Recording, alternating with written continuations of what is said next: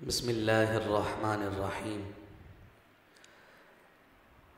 معزز سامعین گرامی قدر، آج انشاءاللہ العزیز 27ویں پارے کی تلاوت کی جائے گی۔ گزشتہ کل ہم نے سورہ زاریات کا ابتدائی حصہ تلاوت کیا تھا اور آج اس کے بقیہ حصے سے ہماری تلاوت کا آغاز ہوگا۔ سورہ زاریات قسم کھائی گئی ہے ایسی ہوا کی کہ جو اڑ کر بکھیرتی ہیں، یعنی تیز آندھی والی ہوا۔ چونکہ قیامت کے احوال کو ذکر کیا گیا ہے تو اس سبب سے اس سورہ کو سورہ زاریات کہا گیا ہے۔ اور پھر جب ہم اس کی مزید آگے تلاوت کو بڑھاتے ہیں تو وہ جو جناب ابراہیم کے پاس فرشتے مہمان بن کر آئے تھے ان کا تذکرہ ہے۔ 12ویں پارے میں بھی یہ تفصیل ہم وہاں ذکر کر چکے ہیں کہ جناب ابراہیم خلیل اللہ علی نبینا وعلیہ الصلوۃ والسلام اللہ کے خلیل ہیں، اللہ کے دوست کہلاتے ہیں۔ اور آپ کو جو یہ لقب دیا گیا وہ آپ کی مہمان نوازی کی وجہ سے ہے۔ آپ عبادت گزار بھی بہت تھے، یہاں تک کہ اللہ رب العزت نے فرشتوں کو مقرر کر رکھا تھا کہ میرا ابراہیم جب سجدہ کیا کرے تو تم بھی جا کر اس کے ساتھ سجدہ کیا کرو تاکہ اسے اور سجدے کی لذت نصیب اور میسر ہو۔ تو جناب جبریل امی پیغام لے کر آئے تھے کہ اللہ رب العزت نے اپنے ایک بندہ خاص کی جانب یہ پیغام بھیجا ہے کہ وہ اللہ کا خلیل ہے، اللہ کا دوست ہے۔ تو جناب ابراہیم نے جبریل سے دریافت کیا تھا کہ اللہ کے اس دوست اور خلیل کا پتہ مجھے بھی بتاؤ کہ باقی میں ساری زندگی اس کے ساتھ گزاروں۔ تو جبریل نے جواب میں کہا تھا کہ وہ جو خاص بندہ جسے رب نے اپنا خلیل کہا ہے وہ کوئی اور نہیں، وہ آپ ہی ہیں۔ اس پر اب اللہ کا شکر ادا کرتے ہوئے انہوں نے اگلا سوال کیا کہ رب ذوالجلال نے یہ جو مجھے خلیل کہا ہے کس سبب سے کہا ہے؟ اتنا بڑا اسٹیٹس اور اتنا بڑا منصب جو مجھے عطا کیا ہے کہ میں خلیل اللہ کہلاؤں گا، تو کون سی میری ادا رب کو پسند آئی ہے؟ ان کے ذہن میں تھا کہ شاید جو میرے سجدے ہیں، جو میری عبادت ہے وہ رب کو محبوب ہو گئی تو اللہ نے مجھے اپنا دوست فرما لیا۔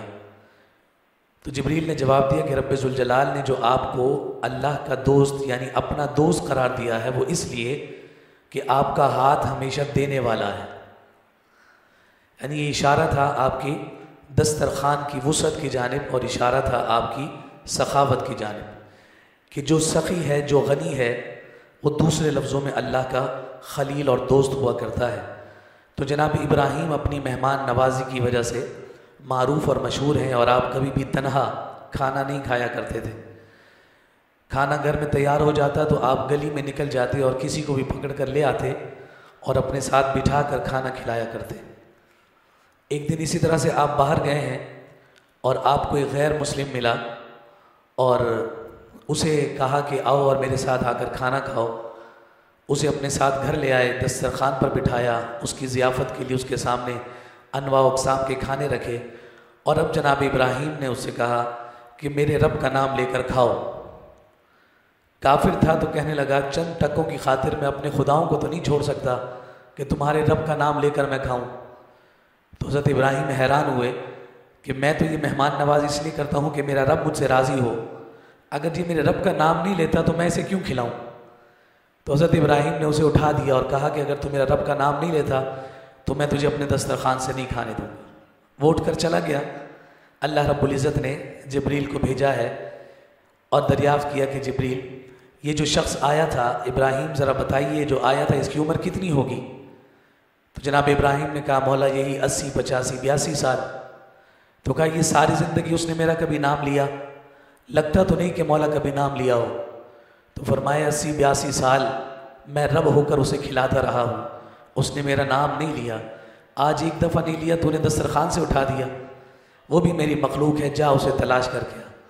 پھر جناب ابراہیم گئے ہیں، اسے جا کر منایا، اسے لے کر آئے، اور حضرت ابراہیم کی اس صلہ رحمی اور اس محبت کے انداز پر وہ قربان ہو گیا اور اس نے کلمہ پڑھ لیا اور ابراہیم کی امت میں داخل ہو گیا۔ یہ حضرت ابراہیم خلیل اللہ کی مہمان نوازی ہے۔ تو وہ فرشتوں کا جو تسلسل آپ کے پاس تو وہ آگے جناب لوط علیہ السلام کے پاس رہے تھے، تو درمیان میں ان کا پڑاؤ حضرت ابراہیم کے پاس ہوا ہے۔ تو وہ ساری تفصیل بھی سورہ زاریات میں موجود ہے کہ کس انداز میں حضرت ابراہیم انہیں دیکھ کر کے وہ کھانے کی جانب ہاتھ نہیں بڑھاتے تو پریشان ہوئے، تو انہوں نے کہا کہ آپ پریشان مت ہوں، ہمیں آگے لوط علیہ السلام کی جانب اور ان کی قوم کی جانب بھیجا گیا ہے۔ وہ عذاب کے فرشتے آگے جناب لوط علیہ السلام کی جانب گئے اور ان پر جو عذاب نازل کیا گیا اسے پھر یہاں ذکر کیا گیا۔ پھر ساتھ قوم عاد، قوم سمود اور قوم نوح کے انجام کو بھی ذکر کیا گیا ہے، اور زمین و آسمان کی تخلیق کی جانب ایک دفعہ پھر توجہ دلائی گئی، اور سورہ یاسین میں جو اللہ رب العزت نے فرمایا کہ ہم نے ہر شے کو جوڑا جوڑا پیدا کیا، یہاں ایک دفعہ پھر اسی بات کا تذکرہ ہوا ہے۔ انسان کی جو بعثت ہے، انسان کی جو تخلیق ہے، اس کا مقصد آج کی تلاوت میں ہے، وَمَا خَلَقْتُ الْجِنَّ وَالْإِنسَ إِلَّا لِيَعْبُدُونَ، کہ ہم نے جنوں اور انسانوں کو نہیں پیدا کیا مگر صرف ایک کام کے لیے پیدا کیا ہے، اور وہ ایک کام کیا ہے؟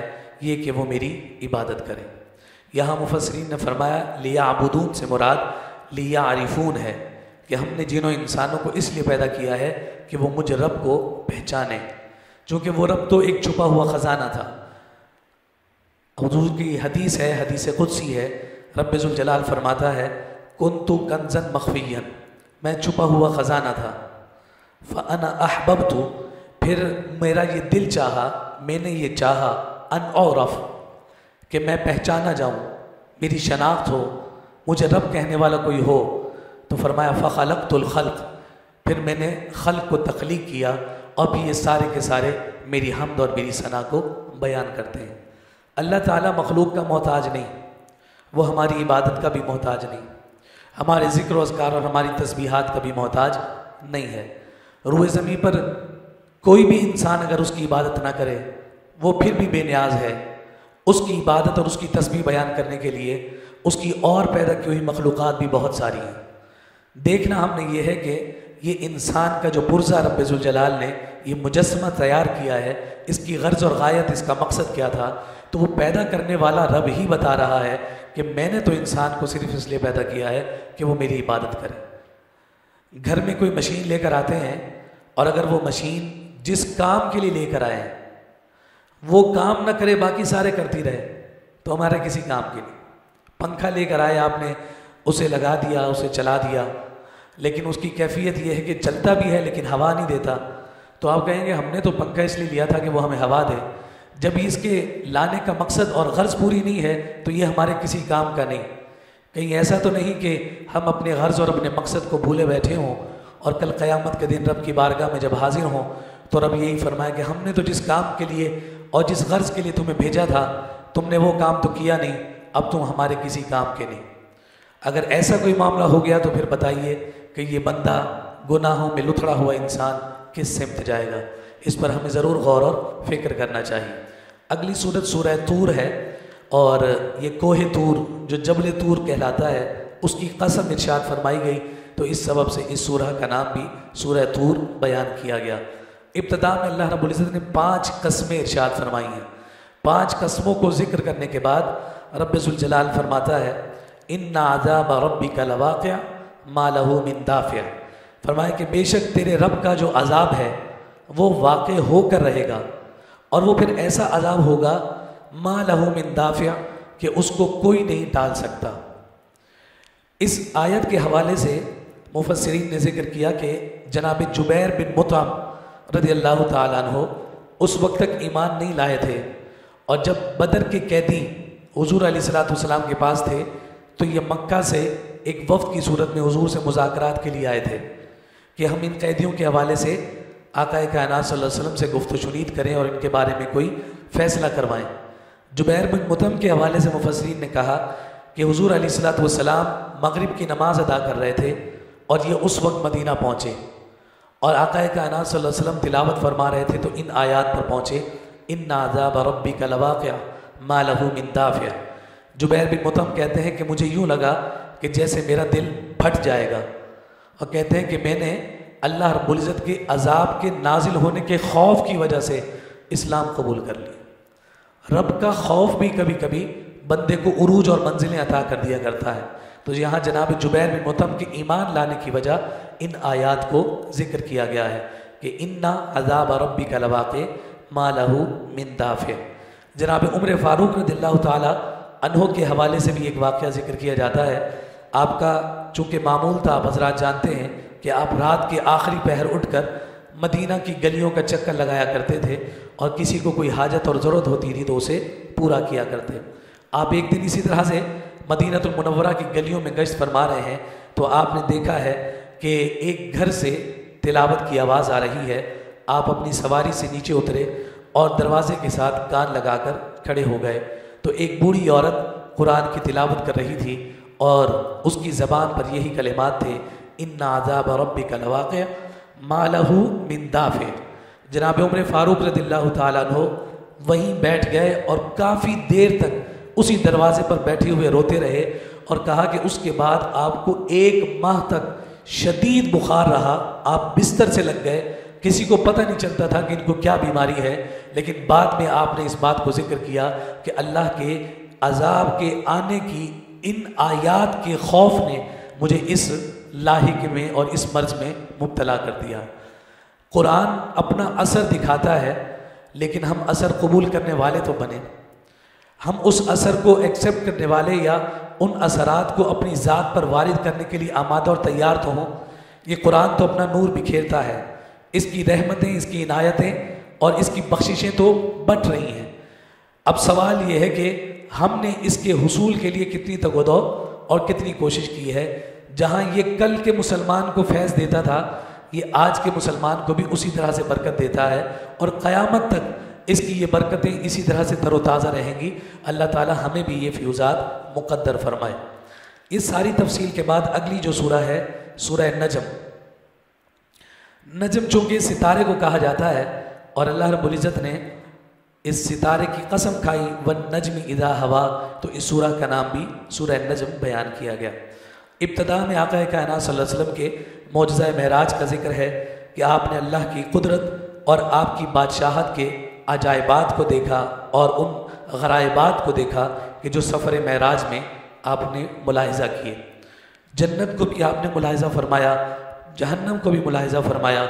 بہت سارے ایسے اعمال کہ جو زمین پر سر انجام دیے جا رہے تھے، ان کے ساتھ عالم برزخ میں کیا ہوگا، اللہ رب العزت نے محبوب کائنات کو ان کی مثالیں بھی تمثیلی طور پر دکھائیں، تاکہ حضور واپس زمین پر جا کر لوگوں کو ان گناہوں کی حساسیت سے آگاہ کریں۔ تو یہ سارے مشاہدات جو معراج کے سفر میں اللہ کے حبیب صلی اللہ علیہ وسلم نے دیکھے، ان کا یہاں تذکرہ ہے۔ فَأَوْحَىٰ إِلَىٰ عَبْدِهِ مَا أَوْحَىٰ کی عظیم آیت بھی آج کی تلاوت میں ہے کہ ہم نے اپنے بندے کی جانب وحی کی جو وحی کی، یعنی ہماری اور محبوب کی جانب جو راز کی باتیں ہیں وہ راز ہی کی ہیں۔ اور پھر رب ذوالجلال کو جو بلا حجاب رب ذوالجلال کے حبیب صلی اللہ علیہ وسلم نے دیکھا ہے، اس کا بھی تذکرہ کیا گیا، اس کیفیت کو بیان کیا گیا۔ ما زاغ البصر وما طغى۔ پہلے ہم نے جناب موسیٰ کا ذکر کیا تھا کہ انہوں نے کہا تھا مولا مجھے اپنا آپ دکھا، میں تجھے دیکھنا چاہتا ہوں، تیرا کلام سنتا ہوں تو تجھ سے عشق، تجھ سے محبت بڑھ جاتی ہے، تیری آواز کا اتنا سرور، اتنا لطف ہے، تو میں تیرا جلوہ کرنا چاہتا ہوں۔ تو رب ذوالجلال فرماتا ہے لن ترانی، تو مجھے نہیں دیکھ سکتا۔ پھر وہ ایک صفاتی تجلی کا پرتو، ذاتی تجلی کا نہیں، صفاتی تجلی کا پرتو پہاڑ پر ڈالا گیا، ہر پہاڑ ریزہ ریزہ ہوا، جناب موسیٰ علیہ السلام بے ہوش ہوئے، افاقہ ہوا تو اللہ کی بارگاہ میں تسبیح بیان کرتے ہوئے نظر آئے۔ جناب موسیٰ اللہ رب العزت کی صفاتی تجلی کو بھی برداشت نہ فرما سکے، لیکن یہاں امام الانبیاء صلی اللہ علیہ وسلم جب اللہ کے خاص قرب میں تشریف لے کر گئے تو وہاں پھر قرآن کہتا ہے ما زاغ البصر وما طغى۔ پھر محبوب نے جب اپنے رب کو دیکھا ہے تو نہ ہی ان کی جو نگاہ ہے وہ کہیں بھٹکی ہے اور نہ ہی آنکھ جھپکی ہے، دیکھا تو دیکھتے ہی چلے گئے۔ یہاں مفسرین نے اس بات کو بھی ذکر کیا ہے کہ حضرت موسیٰ علیہ السلام نے جو رب ذوالجلال کی صفاتی تجلی کا محض ایک پرتو دیکھا تھا جسے وہ برداشت بھی نہیں کر سکے تھے، فرمایا اس پرتو کو دیکھنے کے بعد جناب موسیٰ علیہ السلام کی بینائی کا عالم یہ تھا کہ آپ 1 ماہ کی مسافت پر اندھیری رات میں اندھیرے سیاہ پتھر پر سیاہ چونٹی کے ریگنے کی آواز کو دیکھ بھی لیا، آواز کو سن بھی لیا کرتے تھے اور اس چیونٹی کو دیکھ بھی لیا کرتے تھے، صرف اس وجہ سے کہ وہ صفاتی تجلی کا ایک عکس آپ پر پڑا۔ تو یہ تو نگاہ موسیٰ ہو، اور مصطفیٰ کریم صلی اللہ علیہ وسلم رب ذوالجلال کی ذات کو دیکھ کر آ جائیں، تو پھر یہ ماننا پڑے گا کہ حضور اگر آسمان کی جانب نگاہ اٹھائیں سارے پردے ہٹ جاتے ہیں، عرش اولیٰ کو دیکھ لیتے ہیں، اور زمین کی جانب نظر فرما دیں تو آقا کائنات صلی اللہ علیہ وسلم تحت الثری کو دیکھ لیتے ہیں۔ یہ اس چہرے کا اور اس جلوے کا کمال ہے جو اللہ رب العزت نے پیارے مصطفیٰ کریم صلی اللہ علیہ وسلم کو معراج کی شب اپنے جلوے عطا فرمائے اور اپنے دیدار سے مشرف فرمایا۔ اس پر اور باتیں ہو سکتی ہیں، لیکن چونکہ وقت مختصر ہے تو ہم بات کو آگے بڑھاتے ہیں۔ 25ویں پارے میں ہم نے یہ بات ذکر کی تھی کہ یہ جو کفار مکہ ہیں عورت کو اپنی بیٹی کی نسبت دیتے ہوئے کتراتے ہیں، برا محسوس کرتے ہیں۔ انہیں جب یہ بشارت دی جاتی ہے کہ تمہارے گھر بیٹی پیدا ہوئی ہے تو وہ جواب میں کہتے ہیں کہ چہرہ ان کا سرخ ہو جاتا ہے، ان کے چہروں سے نحوست ٹپکنے لگ جاتی ہے، غیظ و غضب کا وہ مظاہرہ کرنے لگتے ہیں۔ لیکن فرشتوں کے حوالے سے وہ عقیدہ یہ رکھتے ہیں کہ جناب یہ اللہ کی بیٹیاں ہیں، یعنی وہ نسبت جو اپنے لیے پسند نہیں کرتے وہ نسبت وہ اللہ رب العزت کے لیے پسند کر رہے ہیں۔ یہاں میں رک کر ایک بات عرض کرنا چاہتا ہوں، یہ میرے لیے بڑی تحسین کی بات تھی اور مجھے اس پر بڑا ایک طرح سے مسرت اور خوشی بھی ہے کہ آپ حضرات میرے ایک ایک لفظ کو جو ہے نا بغور سماعت کرتے ہیں اور پکڑتے بھی ہیں، اور ہونا بھی ایسے ہی چاہیے۔ وہاں گفتگو کرتے ہوئے میں نے یہ بات کی تھی کہ یہ نسبت بیٹی کی اپنی طرف نہیں کرتے، لیکن اللہ رب العزت کے لیے عورت کی نسبت کرتے ہیں، بیٹی کی نسبت رکھتے ہیں۔ فرشتے کا لفظ میں نے وہاں استعمال نہیں کیا تھا۔ مجھے 3 میسیجز آئے کہ آپ نے فرشتے کا لفظ نہیں بولا، تو یہ میرے لیے کم از کم یہ اطمینان ہے کہ میں جو گفتگو کر رہا ہوں آپ بحسن خوبی سے سماعت کر رہے ہیں۔ اس سے پہلے بھی ایک مسئلہ پیش آیا کہ 15ویں پارے میں جب سورہ کہف کی تلاوت ہوئی تو سورہ کہف کی فضیلت میں نے یہ روایت بیان کی کہ آقا کائنات صلی اللہ علیہ وسلم نے فرمایا کہ جو سورہ کہف کی آخری 10 آیات کو یاد رکھتا ہے وہ دجال کے فتنے سے محفوظ رہے گا۔ مجھے کوئی 5 سے 6 میسیجز آئے کہ یہ تو شروع کی 10 آیتوں کے بارے میں روایت ہے۔ مجھے بھی ہوا کہ کہیں مجھ سے تو آخری کا لفظ نہیں نکل رہا بار بار، پھر جب تلاش بسیار کی تو روایات مختلف ملی۔ ایک روایت یہ ملی آخری 10 آیات، ایک روایت ملی شروع کی 10 آیات، ایک روایت ملی سورہ کہف کی کوئی بھی 10 آیات، اور ایک روایت ملی کہ سورہ کہف کی 3 آیات جس کو یاد ہوں گی اللہ رب العزت اسے دجال کے فتنے سے محفوظ فرمائے گا۔ تو یہ روایات کے مختلف طرق ہے، جن بزرگوں نے یا جن ساتھی نے جہاں پڑھا ہوگا تو انہیں وہ پہلی 10 آیات کی روایت ملی ہوگی۔ میں نے آخری ذکر کی تو انہوں نے اس جانب توجہ دلائی، اس پر مجھے قلبی فرحت اور مسرت ہے اور اس پر میں رب ذوالجلال کا شکر ادا کرتا ہوں۔ اچھا، یہاں پر اسی بات کو ذکر کیا کہ وہ فرشتوں کو اللہ کی بیٹیاں قرار دیتے ہیں، جبکہ بیٹی کو اپنی بیٹی کہنے سے وہ اپنے آپ کو کترا رہے ہوتے ہیں اور دور کر رہے ہوتے ہیں۔ یہ ساری تفصیل ذکر کرنے کے بعد فرمایا کہ ہر شخص انفرادی طور پر اپنے اپنے اعمال کا ذمہ دار ہے۔ اللہ تزر وازرۃ وزر اخری، کوئی کسی دوسرے کا وزن نہیں اٹھانے والا۔ لیس للانسان الا ما سعی، انسان کے لیے تو وہی ہے کہ جو اس نے کیا ہے۔ اس ساری کیفیت کو ذکر کرنے کے بعد گویا کہ قیامت کے حوالے سے بیان کر دیا گیا کہ تمہیں کل باز پرس ہونی ہے، جواب دینا ہے، جو کچھ کرو گے کل اس کا جواب تم سے لیا جائے گا۔ اگلی صورت سورہ قمر ہے اور اس میں آقا کائنات صلی اللہ علیہ وسلم کے اس معجزہ کا تذکرہ ہے جس میں نبی رحمت صلی اللہ علیہ وسلم نے اپنی انگلی کے اشارے سے چاند کو 2 ٹکڑے فرمایا، چاند کا سینہ چاک فرمایا ہے۔ اقتربت الساعة وانشق القمر وإن يروا آية يعرضوا ويقولوا سحر مستمر۔ فرمایا کہ قریب ہے ساعت، یعنی یہ جو چاند کا 2 ٹکڑے ہونا تھا اسے قرب قیامت کی علامات میں ذکر کیا گیا۔ جب وہ ہو گیا تو فرمایا کہ اب تو قیامت کیا ہے، قریب ہے۔ لیکن چونکہ وہ معجزہ دکھایا گیا تھا کہ لوگوں نے مطالبہ کیا تھا تو کہا لیکن ان کا عالم یہ ہے کہ جنہوں نے کہا کہ چاند 2 ٹکڑے کرو، کر بھی دیا، اب وہ کہتے ہیں کہ نہیں یہ تو جادو ہے۔ فرمایا کہ جس کے نصیب اور جس کے مقدر میں ہدایت نہیں ہے اسے ہدایت میسر نہیں آئے گی۔ اس ساری بات کو ذکر کرنے کے بعد حضور علیہ الصلوۃ والسلام نے قرب قیامت کی سب سے بڑی علامت جو ذکر فرمائے گی، حضور نے فرمایا میرا آ جانا قیامت کے قریب ہونے کی سب سے بڑی دلیل ہے۔ اور آقا کائنات صلی اللہ علیہ وسلم نے اپنی دونوں انگلیاں یوں شہادت کی انگلی کے ساتھ انگلی اٹھا کر حضور علیہ السلام نے فرمایا کہ میں اور قیامت یوں ایک ساتھ آئے ہیں۔ اس کا مطلب یہ ہوا کہ اب قیامت بالکل ہی قریب ہے۔ حضور کا آ جانا اب اشارہ ہے کہ اب کسی اور ہادی نے نہیں آنا، کسی اور پیغمبر نے نہیں آنا، اب آنا ہے تو صرف قیامت نے آنا، اور وہ نشانیاں بڑی تیزی کے ساتھ پوری ہوتی چلی جا رہی ہیں۔ حضور نے فرمایا کہ مجھے اور قیامت کو یوں بھیجا گیا ہے، یعنی ساتھ ملا کر بھیجا گیا ہے۔ پھر اس کے بعد آگے قرآن مجید فرقان حمید کے آسان ہونے کا تذکرہ ہے، یسرنا القرآن للذکر فہل من مدکر، کہ ہم نے اس قرآن کو آسان کر دیا ہے ذکر کے لیے، کون ہے کہ جو اسے محفوظ کرے، کون ہے جو اس کی برکت حاصل کرے، کون ہے جو اسے محفوظ رکھے۔ یہاں مفسرین نے فرمایا کہ اس سے مراد یہ ہے کہ اس کا پڑھنا ہم نے آسان کر دیا ہے، یا اس کا حفظ کرنا ہم نے آسان کر دیا ہے، اس سے نصیحت حاصل کرنا ہم نے آسان کر دیا ہے، اور اس پر عمل کرنا ہم نے آسان کر دیا ہے۔ اس آیت سے یہ سارے معنی اور مفاہیم مراد لیے جاتے ہیں۔ اگلی سورت سورہ رحمان ہے، جسے قرآن کی دلہن کہا جاتا ہے، عروس القرآن اس کا نام ذکر کیا گیا، اور اس سورہ میں اللہ رب العزت نے 31 دفعہ ایک ہی سوال کیا ہے۔ کیا سوال ہے؟ یہ سوال ہے، پس تم اپنے رب کی کون کون سی نعمت کو جھٹلاؤ گے؟ اس کو جھٹلاؤ گے، دوسری گنوا دی، اس کو جھٹلاؤ گے، تیسری گنوا دی، اس کو جھٹلاؤ گے۔ 31 دفعہ میرا رب ذوالجلال فرما رہا ہے، اور آخر میں کیا کہتا ہے؟ تبارک اسم ربک ذی الجلال والاکرام۔ تم جھٹلاتے رہو گے، میں نعمتیں دیتا رہوں گا، ساری پاکیاں اسی رب کے لیے ہیں جو ذوالجلال بھی ہے، اور ساری تکریم، ساری عزتوں کا بھی خالق اور مالک وہی ذات ہے۔ تو اس سورہ کو قرآن کی دلہن قرار دیا گیا، اور اللہ رب العزت نے اس میں بہت ساری اپنی نعمتوں کا تذکرہ فرمایا ہے۔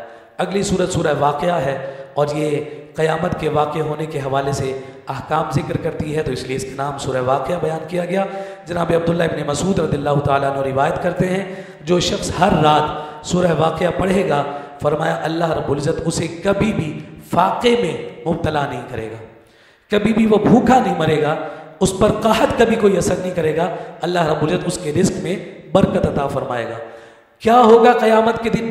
ذکر کیا کہ زمین میں زلزلہ آ جائے گا، پہاڑ ریزہ ریزہ ہو جائیں گے، انسان 3 گروہوں میں تقسیم کر دیے جائیں گے، ایک ہوں گے اصحاب الیمین، ایک ہوں گے اصحاب الشمال، اور ایک ہوں گے سابقون۔ اصحاب الیمین کون ہیں؟ جن کے سیدھے ہاتھ میں نامہ اعمال ہوگا۔ اصحاب الشمال کون ہوں گے؟ جن کے الٹے ہاتھ میں نامہ اعمال ہوگا۔ اور سابقون کون ہوں گے؟ فرمایا کہ وہ مومنین جن کے نیک کے کاموں میں وہ دوسروں پر سبقت لے جایا کرتے تھے، وہ سابقون ہوں گے۔ اور ان سابقون میں سب سے آگے کون ہوں گے؟ جنہیں قرآن نے کہا والسابقون الاولون من المہاجرین والانصار، کہ جو سب سے پہلے میرے رسول کی غلامی میں آئے، ان سابقون کی صف میں ان کے امام وہ سارے سابقون ہوں گے۔ اور پھر آپ دیکھیے ان سابقون میں سارے وہ سابقون، اور ان سارے سابقون کا امام کون ہوگا؟ جو امام ہوگا اس کا نام صدیق اکبر ہوگا، سب سے پہلے ایمان لانے والا۔ تو سابقون الاولون میں پہلے اس کی نمائندگی کر رہے ہوں گے۔ یہ 3 طبقات کو یہاں ذکر کیا گیا، اللہ رب العزت کی قدرت کے مظاہر کو بیان کیا، اور قرآن مجید فرقان حمید کی ایک شان ذکر ہوئی، عالی شان لا یمسہ الا المطہرون۔ فرمایا کہ اس کو کوئی نہیں چھوتا سوائے اس کے کہ جو پاک ہے، جو مطہر ہے، بے وضو اس کا چھونا حرام ہے، اس کو بغیر وضو کے نہیں چھوا جا سکتا۔ جو قرآن منقوش صورت میں ہمارے پاس موجود ہوتا ہے 2 گتوں کے درمیان، فرمایا کہ بغیر وضو کے اس کو چھونا حرام ہے۔ اسے دیکھ کر تو بغیر وضو کے پڑھ سکتے ہیں، لیکن اس کو چھو نہیں سکتے ہیں۔ یہ قرآن کی شان کو ذکر کیا گیا۔ ضمناً یہ مسئلہ بھی ذکر کر دوں، آج کل نارملی ہمارے موبائل میں قرآن پاک موجود ہوتا ہے اپلیکیشن کی صورت میں، وہ منقوش کے حکم میں نہیں ہوتا، یعنی وہ نقش اور تحریر کے حکم میں نہیں ہوتا۔ وہ سمپل یہ ہوتا ہے کہ وہ ڈیجٹس جو ہے وہ ہمارے سامنے ابھرتے ہیں، اور پھر اس کے بعد جب اسکرین آپ بند کرتے ہیں تو وہ ختم ہو جاتے ہیں، تو وہ نقش کے حکم میں نہیں ہے۔ اس لیے قرآن کا جو قرآن ہے اس کو بے وضو پڑھا جا سکتا ہے۔ فتویٰ یہ ہے کہ اسے بغیر وضو پڑھا جا سکتا ہے، اسکرین پر اگر ہاتھ لگ بھی جائے تو بندہ گناہ گار نہیں ہوتا، فتویٰ یہی ہے۔ لیکن فتوے کے ساتھ کچھ چیزیں تقویٰ کی بھی ہوتی ہیں۔ تقویٰ یہ ہے کہ پھر اسے باوضو پڑھا جائے۔ سورہ حدید ہے، حدید لوہے کو کہا جاتا ہے، لوہے کی جو اللہ رب العزت نے تخلیق فرمائی، اس کی جو پیدائش ہے اس کا تذکرہ کیا گیا ہے، اور رب ذوالجلال کی بارگاہ میں جو انفاق فی سبیل اللہ ہے اس کو آج کی تلاوت میں بڑی اہمیت دی گئی ہے۔ فرمایا کہ تمہیں کیا ہو گیا ہے کہ جو تم اللہ کی راہ میں خرچ نہیں کرتے، حقیقت میں تو آسمانوں اور زمینوں کی میراث کا مالک اللہ ہی ہے۔ یعنی رب یہ چاہتا ہے کہ میں نے تمہیں مالک بنایا ہے اگر کسی چیز کا تو تم میری راہ میں خرچ کرو نا۔ تمہیں کیا ہو گیا ہے کہ وہ تم اپنے پاس لے کر بیٹھ گئے ہو؟ تم اسے خرچ کرو، اپنی جگہ اور اپنی تجوری خالی کرو تاکہ رب تمہیں اور دے۔ تو جب تمہارے پاس رکھنے کی جگہ نہیں ہوگی تو رب تمہیں اور کہاں سے دے گا؟ فرمایا تم آگے نوازتے رہو، بانٹتے رہو، رب تمہارے خزانوں میں اور اضافہ کرتا چلا جائے گا۔ اور اس بات کو یہاں ذکر فرمانے کے بعد کہا کہ انفاق فی سبیل اللہ جو ہے وہ اہل ایمان اور منافق کے درمیان فرق کو واضح کرتا ہے۔